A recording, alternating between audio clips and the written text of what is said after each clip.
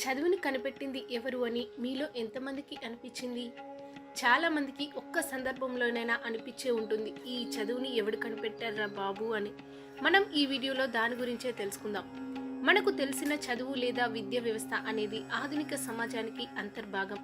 కానీ చదువు ఎలా ప్రారంభమైంది, ఎవరు చదువును కనిపెట్టారు, ఈ ప్రశ్నలు మనలో చాలా మందికి ఉత్కంఠ కలిగిస్తాయి. ఈ కథనంలో చదువు అనేది ఏ రూపంలో పుట్టింది, పురాతన కాలంలో విద్యా పద్ధతులు ఎలా ఉండేవో, మరియు ప్రస్తుతం మనం చూస్తున్న విద్యా వ్యవస్థకు పునాది వేసిన వ్యక్తులు ఎవరనే విషయాలను సవివరంగా చర్చించుకుందాం.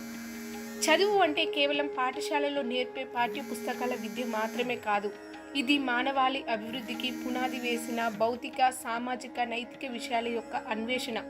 పూర్వకాలంలో మానవులు జ్ఞానాన్ని వందల సంవత్సరాలుగా పంచుకోవడం ఆచారాల, సాంప్రదాయాల, అనుభవాల రూపంలో కొనసాగింది. పురాతన కాలంలో విద్య సాధారణంగా కుటుంబం లేదా సమాజంలో పెద్దవాళ్ళు ఇచ్చే జ్ఞానం ద్వారా కొనసాగేది.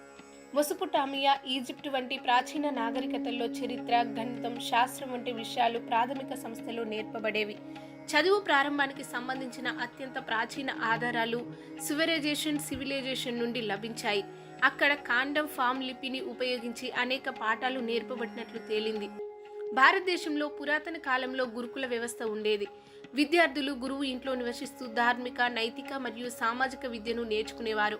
ముఖ్యంగా వేదాలు, ఉపనిషత్తులు, శాస్త్రాలు మరియు విద్యపై విద్యా బోధన జరిగేది. పాశ్చాత్య ప్రపంచంలో సోక్రటీస్, అరిస్టాటిల్, ప్లేటో వంటి తత్వవేత్తలు విద్యకు కొత్త రూపం ఇచ్చారు. చదువును కేవలం ఒక అనుభవాత్మక ప్రక్రియగా కాకుండా తర్కశక్తి, విశ్లేషణ వంటి అంశాలపై దృష్టి పెట్టారు. ప్రస్తుతం విద్యా వ్యవస్థకు బలమైన పునాదులు వేసిన వ్యక్తులు దేశానికి చెందినవారు. హోరెస్ మాన్ అనే వ్యక్తి 19వ శతాబ్దంలో అమెరికాలో పాఠశాల విద్యా వ్యవస్థను స్థాపించాడు. అతను అందరికీ ఉచితంగా, సమానంగా విద్యను అందించాలనే ఆలోచనను ముందుకు తీసుకువచ్చాడు. ఈ విధానం ప్రపంచవ్యాప్తంగా అనేక దేశాలకు ప్రేరణనిచ్చింది. చదువు ఒక వ్యక్తికి జ్ఞానం పెంపొందించడమే కాకుండా క్రమశిక్షణ, ఆత్మవిశ్వాసం వంటి లక్షణాలను పెంపొందిస్తోంది. చదువుతో కూడిన వ్యక్తులు మంచి పౌరులుగా మారి సమాజానికి సేవ చేస్తారు. చదువుతో మనిషి లోతైన విషయాలను తెలుసుకోవడమే కాకుండా శాస్త్రీయ ఆవిష్కరణలను చేయగలుగుతాడు. చదువు ఒకరు కనిపెట్టారని చెప్పడం కష్టం. ఇది ప్రకృతి పరంగా మరియు మానవ అభివృద్ధిలో భాగంగా వివిధ దేశాలు, సమాజాలు మరియు అభివృద్ధి చేసిన ప్రక్రియ. పూర్వకాలపు అనుభవ జ్ఞానం, గురుకుల పద్ధతులు, అలాగే ఆధునిక పాఠశాలలు కలిపి చదువును ఈరోజు మనం అనుభవిస్తున్న స్థాయికి తీసుకువచ్చాయి. మానవత్వానికి చదువు మహత్తరమైన ఆశయాలను అందించింది. అందువల్ల చదువును మరింత పురోగతి సాధించడానికి ఉపయోగించుకోవడం మనందరి బాధ్యత. ఈ వీడియోలో మీరు చదువు అభివృద్ధి పైన వివరంగా తెలుసుకున్నారు.